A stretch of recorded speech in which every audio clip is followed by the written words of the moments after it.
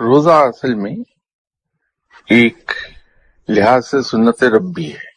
اللہ نہ کھاتا ہے نہ پیتا ہے، وہ پاک ہے.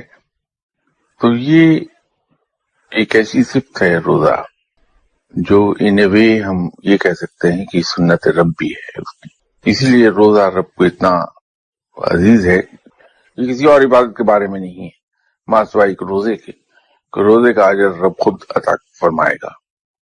اسی لیے روحانیت میں یہ بات کہی جاتی ہے کہ روزہ توحید کی طرف لے جاتا ہے، اور یہی وجہ ہے کہ روزے سے انسان کی روح میں پاکیزگی پیدا ہوتی ہے کہ وہ اپنے نفس پر قابو پا لیتا ہے.